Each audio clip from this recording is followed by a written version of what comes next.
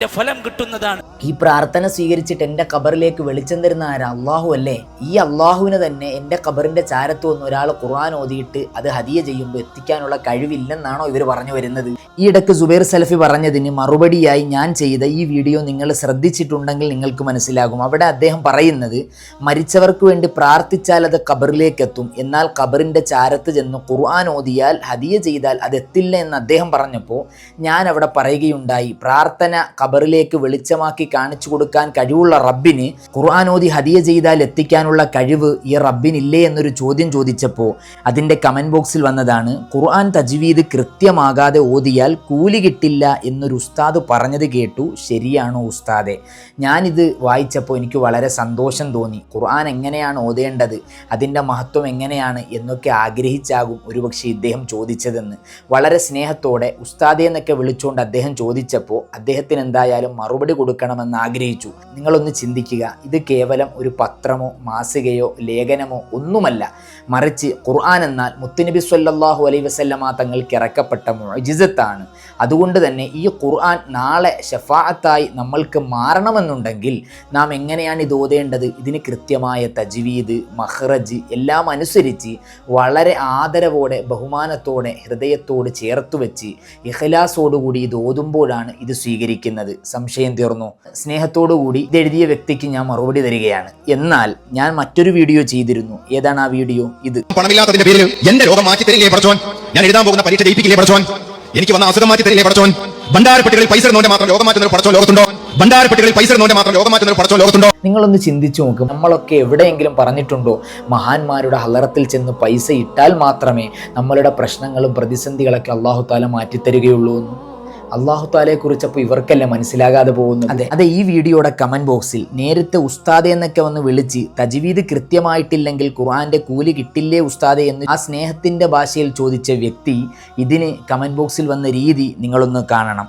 പൈസ ഇട്ടാലും ഇട്ടില്ലെങ്കിലും പടച്ചവൻ സഹായിക്കും. ഉസ്താദ് ഈ പറഞ്ഞതിനോട് ഞാൻ പൂർണ്ണമായും യോജിക്കുന്നു. അവിടെ കിടക്കുന്ന ഔലിയാക്കൾ പക്ഷേ കാശ് കിട്ടിയാലേ സഹായിക്കുകയുള്ളൂ. അള്ളാൻ്റെ ഔലിയാക്കളെ കുറിച്ച് ഇവരൊക്കെ എന്താണ് മനസ്സിലാക്കിയിരിക്കുന്നതെന്നൊന്ന് ചിന്തിക്കണം. മുത്തുനബി പഠിപ്പിച്ചു, സ്വതക്ക ചെയ്യൽ സുന്നത്താണ്. സ്വതക്ക, ദാനധർമ്മം ആപത്തിനെ തടയും. അപ്പോൾ നമ്മളുടെ മനസ്സിലുള്ള നിയ്യത്താണ് ആ ഒരു ധനം കൊടുക്കൽ, ആ സ്വതക്ക ചെയ്യൽ. അതുകൊണ്ട് തന്നെ നമ്മളുടെ ഇഖ്ലാസ് പോലെ, നമ്മളുടെ നിയ്യത്ത് പോലെ പടച്ച റബ്ബ് അത് സാധിച്ച് തരികയും ചെയ്യുന്നുണ്ട്. ഒട്ടനവധി അനുഭവങ്ങളുമുണ്ട്. അതുകൊണ്ട് തന്നെ സ്നേഹത്തോടെ എന്നെ കേൾക്കുന്ന സ്നേഹം നിറഞ്ഞ സുന്നി വിശ്വാസികളോട് എനിക്ക് പറയാനുള്ളത്, നാം അള്ളാഹുവിനോട് ദുആ ചെയ്യുമ്പോൾ അള്ളാഹുവിൻ്റെ തൃപ്തിക്കൊത്ത് ജീവിച്ച ഔലിയാക്കളെ ഇടയാളന്മാരാക്കിക്കൊണ്ട് അവരുടെ ബർക്കത്ത് കൊണ്ട് ഞങ്ങളുടെ ഈ വിഷമങ്ങൾ നീ മാറ്റിത്തരണേ അല്ലാ എന്നുദ്ദേശിച്ചാണ് ദുആ ചെയ്യുന്നത്. ദുആ ചെയ്യുമ്പോഴും എൻ്റെ റബ്ബ് തന്നെയാണ് എൻ്റെ പ്രശ്നങ്ങൾക്ക് പരിഹാരം കാണുന്നതെന്ന വിശ്വാസബോധത്തോടു കൂടി തന്നെയാണ് ചെയ്യുന്നത്. അപ്പോൾ ഇവർ പറയുന്നത് നേരിട്ട് ഡയറക്റ്റ് റബ്ബിനോട് ചോദിച്ചാൽ പോരെ? കിടന്നുറങ്ങി എഴുന്നേൽക്കുമ്പോൾ കാണുന്ന മുസ്ലിങ്ങളെ മുശ്രിക്കും കാഫിറുമാക്കി സമൂഹത്തിൻ്റെ മുമ്പിൽ പറഞ്ഞു നടക്കുന്ന ഇവരുടെ നാവ് കൊണ്ട് ഡയറക്റ്റ് റബ്ബിനെ വിളിച്ച റബ്ബ് എന്തുത്തരമാണ് ഇവർക്ക് നൽകുന്നത്? അതുകൊണ്ട് തന്നെ അള്ളാഹുവിൻ്റെ ഔലിയാക്കളെ എങ്ങനെ ബഹുമാനിക്കണമെന്നും അള്ളാഹുവിൻ്റെ ഔലിയാക്കളുടെ സ്ഥാനമാനങ്ങൾ എത്രത്തോളം വലിപ്പമുള്ളതാണെന്നും പോലും തിരിച്ചറിയാതെ അവരെ തീർത്തും തരം താഴ്ത്തി സംസാരിക്കുന്ന ഇവരെ പോലെയുള്ള ആളുകളുടെ വില നിലവാരത്തെ ഞാൻ വീണ്ടും ഇവിടെ ഓർമ്മപ്പെടുത്തുകയാണ്. അതുപോലെ തന്നെ ഈ വീഡിയോ ഞങ്ങൾ തള്ളിക്കളയുന്നത് അള്ളാഹിന്റെ റസൂലിനെ പോലും ചോദ്യം ചെയ്യണമെന്ന് പറഞ്ഞ ഇവറ്റകളെ പോലെയുള്ളവരുടെ അംഗീകാരമൊക്കെ ആർക്കാണ് ആവശ്യം? നിങ്ങൾക്ക് വല്ല ഇദ്ദേഹത്തിന്റെ അംഗീകാരം ആവശ്യമുണ്ടോ? നമുക്കൊന്നും. അത് ഈ കഴിഞ്ഞ ദിവസം ചറപറ സംസാരിക്കുന്ന ഒരു വഹാബിയെ ഞാൻ നിങ്ങളുടെ മുമ്പിലേക്ക് കാണിച്ചു. അദ്ദേഹം പറയുകയാണ്, ഈ മുസ്ലിയാക്കന്മാരെ അംഗീകരിക്കാത്തതും ചവറ് ഗ്രന്ഥങ്ങളെ നിങ്ങൾ തള്ളിക്കളയുന്നതും അങ്ങനെയാണ് ഇങ്ങനെയാണെന്നൊക്കെ പറഞ്ഞ് അദ്ദേഹം വന്നു. അതുകൊണ്ട് തന്നെ അള്ളാഹുവിൻ്റെ റസൂലിനെ പോലും ചോദ്യം ചെയ്യണമെന്ന് പറഞ്ഞ ഇവറ്റകളുടെയൊക്കെ അംഗീകാരം ആർക്കാണ് വേണ്ടതെന്ന് ഞാനിവിടെ ചോദിക്കുകയുണ്ടായി.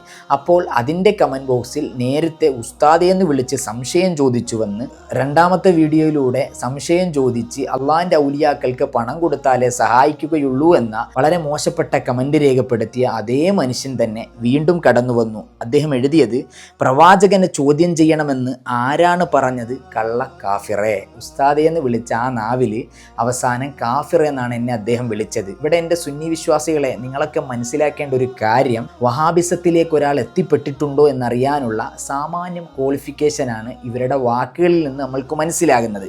മറിച്ച് നാം ഒരു കാര്യം പറയുമ്പോൾ അതിൻ്റേതാകുന്ന മനസ്സിലാകുന്ന രീതിയിൽ ഒരു മറുപടി പറയാതെ അവർക്ക് ദേഷ്യം പിടിച്ചിട്ട് അവരാകെ എന്തൊക്കെയോ പറഞ്ഞു വെക്കുന്ന ഒരു ശൈലി, വളരെ മോശമായ രീതിയിൽ നേതാക്കളുടെ വായിൽ നിന്ന് വരുന്ന വാക്കുകൾ, അതിനേക്കാൾ ഉപരിയായി അണികളും അവരുടെ കമൻറ്റ് ബോക്സിൽ രേഖപ്പെടുത്തുന്ന വാക്കുകൾ, ഇത് തന്നെയാണ് ഇവരുടെയൊക്കെ വില നിലവാരങ്ങൾ. പ്രവാചകനെ ചോദ്യം ചെയ്യണമെന്ന് പറഞ്ഞ ഇവരുടെ നേതാവിൻ്റെ വീഡിയോയും ഞാൻ മുമ്പ് ചെയ്തതാണ്. ഇദ്ദേഹം ഒന്നും കൂടി അതൊന്ന് കാണട്ടെ, ജസ്റ്റ് ഒന്ന് കേട്ടു നോക്ക്.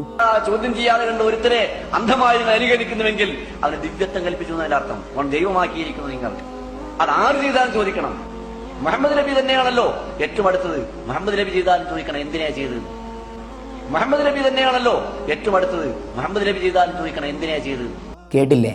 അതുകൊണ്ട് ദയവ് ചെയ്ത് നിങ്ങളൊരു മനുഷ്യനാണെങ്കിൽ എൻ്റേതെന്നല്ല ഏത് വീഡിയോ കണ്ടാലും അത് പൂർണ്ണമായും കണ്ടതിന് ശേഷം നിങ്ങൾ ചോദ്യം ചോദിക്കണം. അല്ലാതെ നിങ്ങളുടെ നേതാക്കന്മാർ പൊട്ടത്തരമാണ് പറയുന്നതെന്ന് നിങ്ങൾക്ക് കൃത്യമായിട്ട് ബോധ്യപ്പെടുന്നുണ്ടെങ്കിൽ പോലും മുസ്ലിയാക്കന്മാരുടെ നേരെ കുതിര കയറാൻ വേണ്ടി നിൽക്കേണ്ട കാര്യമില്ല. അതുകൊണ്ട് നിങ്ങളൊക്കെ ഒരു മനുഷ്യനെങ്കിലുമായി മാറട്ടെ എന്ന് ഇവിടെ ദുആ ചെയ്യുകയാണ്. ഇൻഷാ അല്ലാഹ് വീണ്ടും കാണാം.